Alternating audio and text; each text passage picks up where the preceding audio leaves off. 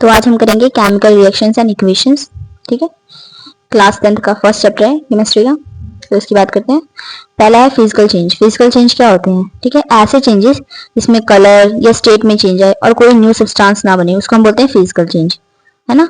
और जो आइडेंटिटी है सब्सटेंस की वो चेंज ना हो, जैसे हमारे पास आइस है ना, वो क्या बन गई? वाटर में कन्वर्ट हो गई। फिर वाटर को हमने हीट कर दिया, आइस यहाँ मेल्ट हुई। ठीक है, तो पहले कौन से स्टेट में थी? सॉलिड में। फिर ये मेल्ट हो गई, कौन से स्टेट में आ गई? लिक्विड में। फिर ये वाटर है, इसको हमने बॉईल कर दिया, तो ये क्या बन गया? वेपर बन गया। ठीक है, तो यहाँ क्या हुआ? यहाँ पर आइडेंटिटी जो सब्सटेंस की है वो चेंज नहीं हो रही, सबका मॉलिक्यूलर फॉर्मूला क्या है? H2O ही है। ठीक है ना।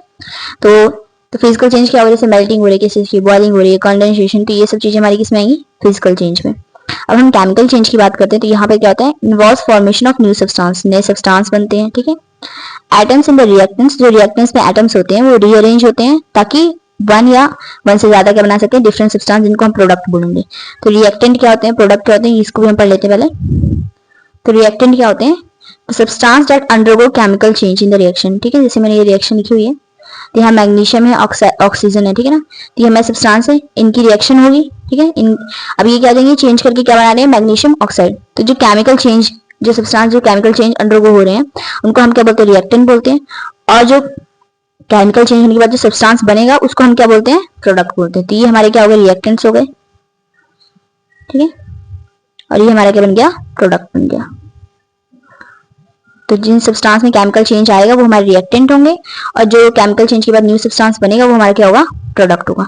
तो इसमें क्या हो रहा है? देखिए, old bonds are broken and new bonds are formed. यहाँ पुराने बॉन्ड टूट जाएंगे और नए बॉन्ड्स बनेंगे। आगे बात करते हैं, reactant lose their properties to form product of different property. ठीक है, रिएक्टेंट की खुद की प्रॉपर्टी क्या हो जाएगी? लॉस हो जाएगी, और वो जो सब्सटेंस बनाएंगे उनकी क्या कहते हैं? खुद की नई प्रॉपर्टी रहेगी। ठीक है, जैसे मैं एक एग्जांपल और ले सकती हूँ, carbon plus oxygen, carbon dioxide. यहाँ बात करेंगे, कार्बन क्या है? कंबस्टिबल है हमारा। ठीक है, ऑक्सीजन क्या है हमारी? ऑक्सीजन क्या है? बर्निंग को सपोर्ट करती है। ठीक है, अब यहाँ जो नया सब्सटेंस हमारा बन रहा है वो बना हमारा कार्बन डाइऑक्साइड। तो क्या करते हैं? बर्निंग को बिल्कुल भी सपोर्ट नहीं करते हैं। ठीक है ना, तो यहाँ पे क्या हुआ? रिएक्टेंट अपनी जो प्रॉपर्टी है वो लॉस कर देंगे। ठीक है, ताकि प्रोडक्ट बने उसकी डिफरेंट प्रॉपर्टीज रहेंगी। अब हम बात करते हैं एनसीईआरटी में हमारी एक्टिविटी है, एक्टिविटीज दे रखे हैं, मैं एक्टिविटी साथ के साथ करते चलेंगे। तो पहली एक्टिविटी दी थी जब हम मैग्नीशियम रिबन को बर्न करते हैं। ठीक है ना, मैग्नीशियम रिबन दिया हुआ है यहाँ पर हमें एक्टिविटी में, उसको हम पहले सैंड पेपर से क्लीन करेंगे। ठीक है, तो क्लीन क्यों करते हैं? ताकि क्या कहते हैं, जो मैग्नीशियम रिबन है ना उसके ऊपर मैग्नीशियम ऑक्साइड की एक लेयर बनी होती है। वो लेयर कैसे बनती है? एनवायरमेंट में जो ऑक्सीजन होती है उससे क्या करते हैं, जो हमारे मैग्नीशियम रिबन के सराउंडिंग में जो भी ऑक्सीजन रहेगी उससे क्या कर लेता है? रिएक्ट कर लेता है। ठीक है ना, तो एक लेयर बना देता है। ठीक है, तो लेयर बन जाती है किसकी? मैग्नीशियम ऑक्साइड की, जिसकी वजह से प्रॉपर बर्निंग नहीं होती है। तो इसीलिए क्या कहते हैं, उसको सैंड पेपर से पहले क्लीन कर लिया जाता है। तो पूछा गया है, जब सैंड पेपर से उसको क्लीन कर लेते हैं उसके बाद जब हम क्या कहते हैं मैग्नीशियम रिबन को बर्न करते हैं तो क्या ऑब्जर्वेशन होती है? तो एनसीईआरटी में देख रहे हैं। ठीक है, तो Burns with Darjeeling white flame. कैसे बर्न करता है हमारा magnesium ribbon? Darjeeling white flames के साथ बर्न करता है, और क्या बनाता है? व्हाइट पाउडर बनाता है, जिसको हम बोलते हैं मैग्नीशियम ऑक्साइड बोलते हैं। ठीक है, तो क्या वो मैग्नीशियम जो हमारा है मैग्नीशियम रिबन, जब उसको हम बर्न करते हैं तो ऑक्सीजन के साथ रिएक्ट करके क्या बनाता है? वो मैग्नीशियम ऑक्साइड जो हमारा व्हाइट पाउडर है। ठीक है, और इसके साथ बहुत ज्यादा अमाउंट में हीट निकलती है। ठीक है, आगे बात करते हैं एक्टिविटी 1.2 की। तो यहाँ पर भी है कि जब हम पोटेशियम आयोडाइड को जब हम पोटेशियम आयोडाइड के सोल्यूशन में लेड नाइट्रेट का सोल्यूशन ऐड करते हैं, ठीक है, तो हमें क्या ऑब्जर्वेशन मिलती है? तो क्या बोल रहे हैं, जब हम पोटेशियम आयोडाइड के सोल्यूशन को लेड नाइट्रेट के सोल्यूशन में ऐड करते हैं तो हमें क्या है ना ऑब्जर्वेशन होती है? जो हमारा ऑब्जर्वेशन क्या रहता है? जो है ये हमारा पोटेशियम लेड नाइट्रेट है, ये भी हमारा कलरलेस सोल्यूशन होता है, कलरलेस। और जो हमारा पोटेशियम आयोडाइड होता है ये भी कैसा होता है? कलरलेस होता है। दोनों सोल्यूशन हमारे क्या होते हैं? कलरलेस होते हैं। और जब इनका रिएक्शन होता है तो हमारे एक येलो प्रेसिपिटेट बनता है। ठीक है, येलो कलर का बनता है, प्रेसिपिटेट बनता है। जो प्रेसिपिटेट होता है कहता है इनसॉल्युबल मास होता है, इनसॉल्युबल मास बोल सकते हैं या प्रोडक्ट बोल सकते हैं, जो सॉल्युबल नहीं रहेगा। ठीक है, उसके साथ पोटेशियम नाइट्रेट सोल्यूशन बनता है। ठीक है, तो ये हमारी ऑब्जर्वेशन होती है। आगे बात करते हैं नेक्स्ट एक्टिविटी की। तो क्या पूछा गया है? When dilute hydrochloric acid or sulfuric acid is added to a few zinc granules, ठीक है, taken in a conical flask, तो हमें क्या ऑब्जर्व मिलेगा? तो क्या रहे हैं हमारा जिंक ग्रैन्यूल्स है, हमने एक टेस्ट ट्यूब है उसमें जिंक के ग्रैन्यूल्स रखे हैं। ठीक है, उसमें हम डाइल्यूट एसिड डाल रहे हैं, डाइल्यूट एसिड डाल रहे हैं। एसिड कोई सा भी ले सकते हैं, चाहे हाइड्रोक्लोरिक एसिड ले लें चाहे सल्फ्यूरिक एसिड लें। जब इसमें डालेंगे तो हमें क्या ऑब्जर्वेशन होगी, तो यहाँ पर हमारे जो जिंक मेटल है उसके पास हमें छोटे छोटे बबल्स दिखाई देंगे, एफरवेसेंस दिखाई देगा। ये बबल्स किसके होंगे, हाइड्रोजन गैस के, ठीक है। तो बबल्स ऑफ हाइड्रोजन गैस मिलेंगे हमें, ठीक है। और जैसे ये रिएक्शन में लिख दी है जिंक प्लस HCl, ठीक है, तो ZnCl2 सॉल्ट बनेगा। जिंक हमारा मेटल है, ये हमारा एसिड है, एसिड प्लस मेटल क्या बनेगा, सॉल्ट प्लस हाइड्रोजन गैस। इस तरह से फिर से जिंक हमारा क्या एक मेटल है और सल्फ्यूरिक एसिड फिर से हमारे गैस क्या है, एसिड। तो जिंक प्लस एसिड हमारा मेटल प्लस एसिड क्या बनेगा, सॉल्ट प्लस हाइड्रोजन गैस निकलेगा यहाँ पर, ठीक है ना। और अगर हाइड्रोजन गैस का हम टेस्ट लिखें, मैं लिखा नहीं है, लिख दे रहे हैं, टेस्ट फॉर हाइड्रोजन गैस। अगर आपको चेक करना हो कि ये जो गैस निकल रही है ये कौन सी गैस है, तो क्या करेंगे आप, एक बर्निंग कैंडल लेके जाएंगे, बर्निंग कैंडल, ठीक है, ठीक है, लेके जाएंगे तो क्या होगी, यहाँ से एक पॉप साउंड आएगी, पटाखे जैसी आवाज आएगी, ठीक है ना। तो हमें पता चल जाएगा एक कंफर्मेशन टेस्ट है किसका, हाइड्रोजन गैस का। आगे बोले, is there any change in the temperature of the conical flask. जिस फ्लास्क के अंदर आपने ये रिएक्शन करा है, ये जिंक मेटल में एसिड डाला है, तो वहां क्या कोई टेंपरेचर चेंज हो रहा है, हाँ जी। जब इसको आप टच करेंगे तो ये थोड़ा सा क्या लगेगा आपको, वार्म फील होगा, ठीक है। तो क्या होना है, कॉनिकल फ्लास्क क्या हो जाएगा, हॉट हो जाएगा, मतलब वार्म हो जाएगा। तो मतलब ये कैसी रिएक्शन है, ये यहाँ पर हीट निकल रही है, तो कैसी रिएक्शन है, एक्सोथर्मिक रिएक्शन है। कैसी है, एक्सोथर्मिक रिएक्शन। इसको हम आगे पढ़ेंगे अभी। आगे बात करते हैं determination of a chemical reaction. अब हमें कौन कौन सी चीजें देख के पता चल जाएगा कि हाँ केमिकल रिएक्शन हो रहा है। तो एवोल्यूशन ऑफ अ गैस, अगर कहीं गैस निकल रही है किसी रिएक्शन में तो पता चलेगा कि केमिकल रिएक्शन हो रही है। फॉर्मेशन ऑफ प्रेसिपिटेट, ये भी हमने देखा था यहाँ पर, तो प्रेसिपिटेट फॉर्मेशन होगा तब भी क्या है कि हमारी कोई केमिकल रिएक्शन हुई है। चेंज इन कलर, कलर में चेंज आ रहा है तभी क्या है, केमिकल रिएक्शन। और चेंज इन स्टेट, अगर स्टेट में चेंज आ रहा है तभी क्या हो रही है, हमारी केमिकल रिएक्शन। ये हो गई। अब केमिकल इक्वेशन की बात करते हैं। केमिकल इक्वेशन क्या होता है, जो भी रिएक्शन हो रही है, जैसे मैंने बोला मैग्नीशियम रिबन है, ठीक है, उसको हमने बर्न किया एयर में तो मैग्नीशियम ऑक्साइड बन गया, ठीक है। तो इसको हम क्या कहते हैं, सिंबॉलिक वे में रिप्रेजेंट करेंगे फॉर्मुलाज के साथ, तो हमारा क्या होता है, केमिकल इक्वेशन, ठीक है। तो symbolic representation of a chemical reaction, उसको हम क्या बोलते हैं, केमिकल इक्वेशन। अब केमिकल इक्वेशन के क्या क्या फीचर्स होते हैं ये पढ़ते हैं हम। तो जो रिएक्टेंट्स होंगे उनको हम लिखते हैं लेफ्ट हैंड साइड पे with a plus sign between them, ठीक है। जैसे ये हमारे रिएक्टेंट है, ठीक है, तो ये हमारे कहाँ लिखे हैं, लेफ्ट हैंड साइड में, ये वाली रिएक्शन आप देख सकते हैं, ठीक है। तो यहाँ पर भी क्या है, ये लेफ्ट हैंड साइड में हमारे क्या है, रिएक्टेंट्स हैं, इनके बीच में क्या है, प्लस का साइन है। And products are written on the right hand side with the plus sign between them.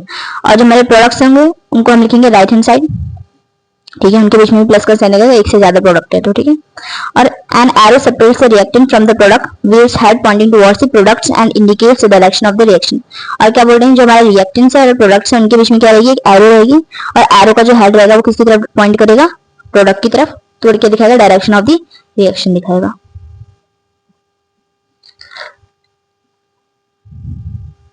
तो हम बात करते हैं स्केलेटल केमिकल इक्वेशन क्या होती है, ठीक है। तो स्केलेटल केमिकल इक्वेशन क्या होता है कि सिंबल्स एंड फॉर्मुलास रहेंगे रिएक्टेंट एंड प्रोडक्ट के, ठीक है, जो जो केमिकल रिएक्शन में हो रहे होंगे। जैसे मैं बात किया मैग्नीशियम रिबन है, ऑक्सीजन की प्रेजेंस में बर्न हो रहा है, ठीक है, और मैग्नीशियम ऑक्साइड बना रहा है। तो यहाँ मैंने सिंपली लिख दिया है कि कौन कौन से हमारे क्या कहते हैं, क्या कहते हैं, एलिमेंट्स पार्ट ले रहे हैं, या कौन कौन से रिएक्टेंट और प्रोडक्ट है हमारे रिएक्शन के अंदर, ठीक है। इसमें बैलेंसिंग की बात करते हैं, इसमें बैलेंसिंग नहीं रहती। जैसे मैं बात करूँ, यहाँ मैग्नीशियम का कितने कितने एटम है, एक है, इधर भी कितने एटम है, एक ही है। ऑक्सीजन की बात करें, यहाँ कितने एटम है, 2, और यहाँ ऑक्सीजन के कितने एटम है, 1 है। तो यहाँ कोई बैलेंसिंग नहीं है, ठीक है, जो एलिमेंट्स है वो इक्वल अमाउंट में नहीं है रिएक्टेंट और प्रोडक्ट से। लेकिन अगर मैं बात करूँ बैलेंस्ड केमिकल इक्वेशन क्या होती है, ठीक है, which number of atoms of each element is equal on both sides of the equation, ठीक है, जहां पर एटम्स रहेंगे हर एक एलिमेंट के रहेंगे इक्वल रहेंगे। जैसे ये वाली रिएक्शन ये हमारी क्या बैलेंस है, ऊपर वाली इक्वेशन को हमने लिखा है नीचे। तो यहाँ देखिए, यहाँ मैग्नीशियम के कितने एटम है, 2, इधर कितने हैं, 2, इधर ऑक्सीजन के कितने एटम है, 2, इधर प्रोडक्ट से भी कितने एटम है, ऑक्सीजन के 2 एटम है। तो यहाँ क्या रहेंगे, हर एक एलिमेंट के जो एटम्स है, नंबर ऑफ एटम्स क्या रहेंगे, इक्वल रहेंगे। तो क्या कहते हैं, रिएक्टेंट साइड भी और प्रोडक्ट साइड भी। तो इसको हम बोलते हैं बैलेंस्ड केमिकल इक्वेशन। अब बैलेंसिंग करते हैं, क्यों जरूरी है बैलेंसिंग, तो इसके बात करते हैं कि justify the law of conservation of mass. तो ये आपने पढ़ा होगा क्लास 9th में, law of conservation of mass. ये क्या होता है, मास can neither be created not be destroyed in a chemical reaction, ठीक है ना। मास को बनाया जा सकता है, ना ही डिस्ट्रॉय किया जा सकता है किसी भी केमिकल रिएक्शन में। मतलब जो टोटल मास रहेगा एलिमेंट्स का, ठीक है, present in the product of a chemical reaction has to be equal to the total mass of the elements present in the reactant.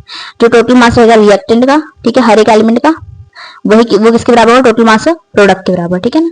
तो ये बताया गया है। तो अब हम ये बैलेंसिंग करेंगे। तो बैलेंसिंग के लिए हम देखेंगे जो भी हमें केमिकल रिएक्शन दे रखी है, केमिकल इक्वेशन दे रखी है, उसमें हम देखेंगे वो कंपाउंड जिसके अंदर सबसे ज्यादा एटम्स हैं। तो यहाँ एक ही एटम है, यहाँ काउंट करेंगे हाइड्रोजन के कितने एटम है, 2, ऑक्सीजन कितने हैं, 1, तो यहाँ 3 एटम्स हैं। इधर बात करेंगे तो ऑक्सीजन के 4 हैं और आयरन के 3 हैं, तो कितने हो गए, 7। तो ये वाला आइटम ये वाला कंपाउंड हम देख लेंगे। अब इसमें हम क्या देखेंगे कि कौन से वाले एलिमेंट के ज्यादा एटम है। तो हमारे जो ऑक्सीजन है उसके एटम कितने हैं, 4। तो पहले हम ऑक्सीजन की बैलेंसिंग पे ध्यान देंगे। इधर ऑक्सीजन 4 है, इधर ऑक्सीजन 1 है, तो यहाँ हम इसको 4 से क्या कर देंगे, मल्टीप्लाई। तो यहाँ हम 4 लगा देंगे, ठीक है। यहाँ जैसे हमने 4 लगाया, ऑक्सीजन तो हमारी बैलेंस हो गई है। अब उसके बाद देखते हैं हम आयरन को। आयरन के कितने एटम यहाँ पर, 3, तो यहाँ हम कितने लगाएंगे, 3। देखिए आपने जो भी लिखना है वो आगे लगाना है, ठीक है ना, जो भी आपका कंपाउंड या एटम दे रखा है उसके आगे से लगाना है, ठीक है। तो यहाँ आ गया 3। तो अब मैं देखूंगी यहाँ 3 आयरन है, यहाँ भी 3 आयरन है, यहाँ 4 ऑक्सीजन है, इधर साइड भी 4 ऑक्सीजन है, लेकिन हाइड्रोजन इधर कितनी है, 2। अब देखिए यहाँ पे बैलेंसिंग के लिए कैसे चेक करते हैं, तो ये 4 जो है इसके सबस्क्रिप्ट से क्या होगा, मल्टीप्लाई, तो 4 2 जा 8। तो ये हाइड्रोजन कितने हैं, 8, और यहाँ कितने हैं, 2, तो इसको हम किससे मल्टीप्लाई कर देंगे, 4 से। तो इस तरह से यहाँ हाइड्रोजन के कितने एटम हो गए, 4 2 जा 8, तो यहाँ हाइड्रोजन 8 हो गए, यहाँ भी हाइड्रोजन कितनी हो गई, 8। तो इस तरह बैलेंसिंग होगी इसकी। नेक्स्ट वाला देखते हैं हम। तो देखिए यहाँ पर देखें कितने एटम है, बेरियम और यहाँ क्लोरीन है, ठीक है ना। बेरियम का 1 एटम, क्लोरीन के 2, तो यहाँ कितने एटम हो गए, 3। इस वाले में देखें कितने हैं, हाइड्रोजन के 2 हो गए, ठीक है। सल्फर का 1, ऑक्सीजन के 4, तो यहाँ 7 हो गए, ठीक है। अब इसमें भी चलते हैं, तो यहाँ कितने हैं, 1 4 5, यहाँ 5 है, और यहाँ कितने एटम है, 2 एटम है, तो ये वाला एटम है हमारा। तो हम इसको देखेंगे, तो यहाँ देखेंगे हाइड्रोजन कितने हैं, 2 एटम है, ठीक है। तो यहाँ हम हाइड्रोजन को सिंपलीफाई कर देंगे 2 से। अब हम देखते हैं सल्फर, यहाँ 1 सल्फर है, यहाँ भी 1 सल्फर है, यहाँ 1 ऑक्सीजन, 4 ऑक्सीजन के एटम है, यहाँ भी ऑक्सीजन के एटम कितने हमारे पास, 4 ही है। अब हम देखते हैं और कौन सा है हमारे पास, बेरियम यहाँ 1 है, इधर भी 1 है, क्लोरीन के यहाँ 2 एटम है, यहाँ भी क्लोरीन के कितने एटम हो गए, 2। तो इक्वेशन हमारी क्या हो गई है, बैलेंस्ड हो गई। नेक्स्ट पे चलते हैं हम। तो यहाँ सोडियम हाइड्रोक्साइड है, तो यहाँ कितने एटम हो गए, 1 सोडियम का, 1 ऑक्सीजन का, 1 हाइड्रोजन का, यहाँ 3 है, ठीक है। यहाँ पर देख लेते हैं हाइड्रोजन के 2 हैं, सल्फर का 1 3 हो गए, ऑक्सीजन के 4 कितने हो गए, 7, ठीक है। यहाँ भी देखेंगे तो सोडियम के 2 एटम है, सल्फर का 1 है, ऑक्सीजन के 4 है, तो यहाँ भी कितने हो गए, 7 हो गए। और यहाँ वाटर में देखेंगे तो हाइड्रोजन के 2 हैं, ऑक्सीजन के 1, यहाँ भी कितने हो गए, 3 हो गए। तो हम देखेंगे यहाँ पर और यहाँ पर दोनों में क्या आ रहे हैं, 7 7 आ रहे हैं। तो हम किसको लेंगे, पहली बात तो हम मेटल की तरफ बढ़ेंगे, लेकिन यहाँ देख लें अगर इसको लेंगे तो यहाँ पर देखिए हाइड्रोजन की 2 एटम है, ठीक है। अच्छा ठीक है, पहले हम किसको लेंगे, मेटल की तरफ चलेंगे, तो हम मेटल को बैलेंस करेंगे, ठीक है। तो यहाँ मेटल के कितने हैं, सोडियम के कितने हैं, 2, तो इधर भी हमने कितने लगा दिया, 2 लगा दिया, ठीक है ना। अब हम देखते हैं बैलेंसिंग के लिए आगे क्या है। तो यहाँ जैसे हमने 2 लगाया, तो यहाँ देखेंगे हाइड्रोजन कितने हो गए, यहाँ 2 और यहाँ 2 कितने हो गए, 4। तो इसको बैलेंस करने के लिए यहाँ पर हम लगा देंगे 2, और 2 2 जा 4, हाइड्रोजन हमारा बैलेंस हो चुका है, ठीक है। आगे देखते हैं ऑक्सीजन की बारी है। तो ऑक्सीजन को देखेंगे यहाँ कितने एटम है, ऑक्सीजन के 2, यहाँ 4, कितने होंगे, 6। यहाँ भी देखेंगे तो यहाँ 4 पहले से हैं और 2 यहाँ हो गए, तो कितने हो गए, 6। तो हमारा सोडियम भी बैलेंस है, ऑक्सीजन भी बैलेंस है, हाइड्रोजन भी बैलेंस है, सल्फर भी, तो हमारे इक्वेशन क्या हो गई है, बैलेंस्ड हो गए। नेक्स्ट वाले पे चलते हैं। तो यहाँ देखिए हाइड्रोजन का 1 एटम है, नाइट्रोजन का 1, 2, ऑक्सीजन के 3 है, तो कितने हो गए टोटल, 5। और यहाँ पर देखेंगे कैल्शियम का 1 है, ऑक्सीजन का, अब देखिए यहाँ पर कोई ब्रैकेट में लगी हुई चीज है ना, इसमें OH और ये 2 लगाया है, तो इससे भी हो जाएगा, इसके साथ भी हो जाएगा। तो यहाँ पर कितने हो जाएंगे, ऑक्सीजन के भी 2 एटम है, हाइड्रोजन के भी 2 एटम है। इसी तरह से एक और हो, अगर मैं ले लूँ NH3 या NH4 ले लूँ, ठीक है, और यहाँ मैंने 2 लगा दिया। तो यहाँ पर देखिए नाइट्रोजन के तो 2 हो जाएंगे, लेकिन अगर मैं हाइड्रोजन की बात करूँ तो 4 2 जा 8, हाइड्रोजन कितने हो जाएंगे, 8 हो जाएंगे, ठीक है, अंडर मल्टीप्लिकेशन में रहते हैं। तो यहाँ पर देखिए अब, तो यहाँ हम कैल्शियम के 1 एटम है, ऑक्सीजन के 2 और हाइड्रोजन के 2, कितने हो गए, 5 एटम हो गए टोटल। यहाँ पर देखेंगे तो कैल्शियम का 1 एटम है, अब नाइट्रोजन के कितने हो गए, 2, और ऑक्सीजन कितने हो गए, 6 हो गए, 3 2 जा 6। तो यहाँ टोटल एटम कितने हो गए, 9 हो गए। और यहाँ वाटर में भी कितने हैं, फिर से 3, तो हम इसको लेंगे, ठीक है। अब हम इसमें देखेंगे इसके एटम सबसे ज्यादा है, तो ऑक्सीजन के एटम सबसे ज्यादा है, ऑक्सीजन कितने, 6, तो हम ऑक्सीजन को बैलेंस करने के लिए देखेंगे। तो यहाँ 6 है, तो हम इधर मल्टीप्लाई कर रहे हैं, यहाँ 3 है पहले से, तो यहाँ मैं इसको 2 से मल्टीप्लाई कर रही हूँ, इधर क्यों नहीं मल्टीप्लाई कर रही हूँ, देखिए यहाँ पावर में कितना है, 3 है, इवन बनाना होगा हमें, तो 3 2 जा 6, इसलिए मैंने बना दिया इधर। अब यहाँ देखेंगे और साथ में क्या रहा है, नाइट्रोजन के कितने एटम थे, 2, तो यहाँ नाइट्रोजन का एटम भी क्या हो रहा है, बैलेंस हो जा रहा है। अब हम देखेंगे यहाँ नाइट्रोजन ऑक्सीजन तो बैलेंस हो गई है, अब देखेंगे इसको हाइड्रोजन को, तो हाइड्रोजन के यहाँ 2 है और यहाँ 2, कितने हो गए, 4। तो यहाँ पर हाइड्रोजन के पहले से 2 हैं, इसको 2 से क्या कर देंगे, मल्टीप्लाई, तो हाइड्रोजन के भी हो गए 4। अब ऑक्सीजन की बैलेंस है हमारे पास, हाइड्रोजन की बैलेंस है और कैल्शियम की बैलेंस, तो ये हमारी इक्वेशन क्या हो गई है, बैलेंस्ड हो गई। तो बात करते हैं chemical equation can be made more informative. जो हमारी केमिकल इक्वेशन जो भी हम लिखते जा रहे हैं अभी, इसको और इन्फॉर्मेटिव हम कैसे बना सकते हैं, तो इसके बारे में बात करते हैं। तो हम कैसे इन्फॉर्मेटिव बना सकते हैं, हम इनकी फिजिकल स्टेट्स लिख सकते हैं, जैसे gaseous, liquid, aqueous and solid. ठीक है, गैसियस के लिए हम क्या लिखेंगे, स्मॉल जी। लिक्विड के लिए ब्रैकेट में एल लिखेंगे। एक्वस है, किसी चीज का सोल्यूशन है वाटर के साथ, तो उसको हम ए क्यू लिखेंगे। और सॉलिड के लिए एस से डिनोट करते हैं। ठीक है, अगर कहीं गैस इवॉल्व हो रही है तो वहां हम एरो बना देते हैं, अपवर्ड एरो। यहाँ मैंने बनाया था, हाँ जी, यहाँ गैस इवॉल्व होती है ना, हाइड्रोजन गैस, तो मैंने यहाँ अपवर्ड एरो से दिखा दिया था। ठीक है, और formation of precipitate is indicated by a downward arrow. और कहीं अगर प्रेसिपिटेट बन रहा है तो वहां हम डाउनवर्ड एरो लगाते हैं। तो जैसे यहाँ पर था, ये हमारा प्रेसिपिटेट बना था ना, लेड आयोडाइड, तो यहाँ हमने क्या बना दिया था, डाउनवर्ड एरो। तो प्रेसिपिटेट को दिखाता है। Heat evolve during the reaction is written as plus heat. ठीक है, अगर कहीं हीट निकल रही है रिएक्शन में, जैसे मैं आपको बताया था मैग्नीशियम ऑक्साइड वाली जो हमारी रिएक्शन थी, ये कैसी थी, हमारी एक्सोथर्मिक रिएक्शन थी, मतलब यहाँ हीट इवॉल्व हो रहा था। ठीक है, तो यहाँ मैंने प्लस में क्या डाल दिया था, हीट डाल दिया था। तो जो हीट इवॉल्व हो रही है मतलब हीट रिलीज हो रही है, तो हीट रिलीज हो रही है तो प्रोडक्ट में रिलीज हो रही है, तो प्रोडक्ट साइड लिख देंगे। और कहीं किसी रिएक्शन में अगर आप हीट खुद से दे रहे हैं तो वहां पर आप रिएक्टेंट साइड हीट लिखेंगे। ठीक है, तो वही बोल रहे हैं, heat observe during the reaction is written as plus heat on the reactant side. अगर किसी रिएक्शन में हीट ऑब्जर्व हो रही है तो प्लस हीट लिखेंगे। ठीक है, आगे बात करते हैं, अगर कोई रिएक्शन कंडीशन जैसे आपको टेम्परेचर गिवन है या प्रेशर गिवन है या कैटलिस्ट दे रखा है रिएक्शन के लिए, तो उसको आप एरो के अबव लिखोगे या बिलो लिखोगे। ठीक है, तो बात करें, यहाँ एक एग्जाम्पल हमने ले रखे हैं। ठीक है, तो देखिए यहाँ पर क्या हो रहा है, फोटोसिंथेसिस की एग्जांपल है। तो कार्बन डाइऑक्साइड है और वाटर है। ठीक है, in the presence of sunlight क्या बना रहे हैं, ग्लूकोज और ऑक्सीजन गैस बना रहे हैं। ठीक है ना, जो हमारा कार्बन डाइऑक्साइड है कैसे एक्वस फॉर्म में है, तो हमने ए क्यू लिखा है। वाटर हमारा लिक्विड फॉर्म में है, एल लिखा है हमने। और कंडीशन क्या दे रखी है, सनलाइट है, तो हमने सनलाइट लिखा हुआ है। आगे बात करते हैं, ग्लूकोज जो हमारे प्रोडक्ट बना है वो भी कैसे एक्वस है, और जो हमारा ऑक्सीजन गैस है वो भी कैसे बनी है, अभी एक्वस बनी है, और वाटर जो हमारा लिक्विड फॉर्म है। तो हमने यहाँ कंडीशंस, फिजिकल स्टेट सब कुछ मेंशन कर दिया। ठीक है, अब बात करते हैं फर्दर, तो टाइप्स ऑफ केमिकल रिएक्शन की बात करेंगे। तो कितने टाइप की केमिकल रिएक्शन दे रखी है आपकी बुक में, सारी हमने। तो combination reaction, decomposition reaction, exothermic, endothermic reaction, displacement reaction, double displacement reaction, oxidation reaction, reduction reaction, redox reaction and neutralisation reaction. तो हम सारे रिएक्शंस करेंगे अभी। तो पहले स्टार्ट करेंगे कॉम्बिनेशन रिएक्शन से। तो देखिए कॉम्बिनेशन रिएक्शन होता क्या है, a reaction in which a single product is form from two और मोर रिएक्टेंट। दो या दो से ज्यादा रिएक्टेंट, ठीक है, जब रिएक्ट करके एक सिंगल प्रोडक्ट बनाएंगे तो उसको हम बोलते हैं कॉम्बिनेशन रिएक्शन। जैसे यहाँ देखा है कैल्शियम ऑक्साइड रिएक्ट कर रहा है वाटर के साथ, ठीक है, और क्या बना दे रहा है, कैल्शियम हाइड्रोक्साइड। ठीक है, और साथ में क्या निकल रही है, लार्ज अमाउंट ऑफ हीट निकल रही है। ठीक है, तो एक ऐसी रिएक्शन होगी। पहली बात तो हीट निकल रही है, तो यहाँ हीट बाहर निकल रही है ना, प्रोडक्ट से लिखा है, तो एक ऐसी रिएक्शन है, एक्सोथर्मिक रिएक्शन है। कैसी है, एक्सोथर्मिक रिएक्शन। तो बात करते हैं, अच्छा कैल्शियम ऑक्साइड को हम क्या बोलते हैं, क्विकलाइम बोलते हैं, और जो हमारा कैल्शियम हाइड्रोक्साइड होता है उसको हम बोलते हैं स्लेकलाइम। तो हमारी एक्टिविटी 1.4 दे रखी है। इसके बाद कह रहे हैं, do you feel any change in temperature when a small amount of calcium oxide is taken in a beaker and water is added to it slowly. ठीक है, तो आपने क्या लिया है, यहाँ पे क्या बोल रहे हैं, एक्टिविटी में आपको बोला गया है कि आपने कैल्शियम ऑक्साइड ले रखा है किसी बीकर में, क्या ले रखा है, कैल्शियम ऑक्साइड पहले से ले रखा है, मतलब क्विकलाइम में आपने ले रखा है, इसमें आपने डाल दिया वाटर। ठीक है, तो बोल रहे हैं कि आपको कोई टेम्परेचर में क्या कहते हैं, कोई चेंज आएगा। तो हमने पढ़ लिया है एक्सोथर्मिक रिएक्शन है, तो यहाँ ये जो फ्लास्क हमारा गर्म हो जाएगा, मतलब टेम्परेचर इंक्रीज होगा। ठीक है, तो temperature the beaker increases as heat is release during the reaction. तो हीट रिलीज हो रही है इसलिए टेम्परेचर इंक्रीज हो जाएगा।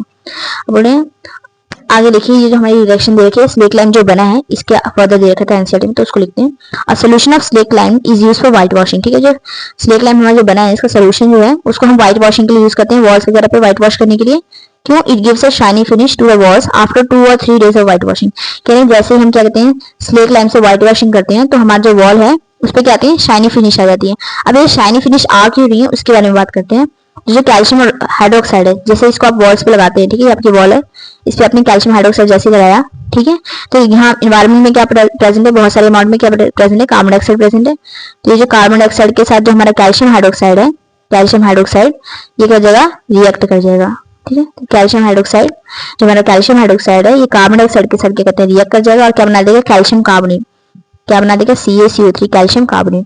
तो calcium hydroxide react slowly with carbon dioxide in the air to form a thin layer of calcium carbonate on the walls. ठीक है, और ये जो कैल्शियम कार्बोनेट है यही क्या देता है, शाइनी फिनिश देता है आपकी वॉल्स को। ठीक है, तो क्या बताया हमने, जो हमारा स्लेकलाइम बना था, स्लेकलाइम कैसे बना था, जब कैल्शियम ऑक्साइड में हमने वाटर को ऐड किया तो हमारा स्लेकलाइम बना था, बहुत सारे अमाउंट में हीट निकली थी। वही कैल्शियम ऑक्साइड का जब क्या कहते हैं हमने ठीक है। कैल्शियम हाइड्रोक्साइड जो हमारा स्लेक लाइम है, इसका जो हमने सोल्यूशन व्हाइट वॉश करने के लिए यूज किया तो हमारी जो वॉल्स थी उस पर शाइनी फिनिश आएगी। ये शाइनी फिनिश क्यों आएगी कि जो हमारा कैल्शियम हाइड्रोक्साइड है जिसको हमने व्हाइट वॉश के लिए यूज किया था, वो जो एनवायरमेंट में प्रेजेंट कार्बन डाइऑक्साइड है उसके साथ धीरे धीरे रिएक्ट करता है और क्या बना देता है, एक लेयर बना देता है, थिन लेयर वॉल्स के ऊपर, किसकी, कैल्शियम कार्बोनेट की। ठीक है, कैल्शियम कार्बोनेट है, कैल्शियम कार्बोनेट जो है, ठीक है, इसका फॉर्मूला मैंने यहाँ लिखा है। सेम फॉर्मूला किसके लिए होता है, हमारा मार्बल के लिए होता है। ठीक है, अब आगे बात करते हैं। कॉम्बिनेशन रिएक्शन यही थी, क्या होते हैं, दो या दो से ज्यादा प्रोडक्ट रिएक्टेंट रिएक्ट करके एक सिंगल प्रोडक्ट बनाते हैं।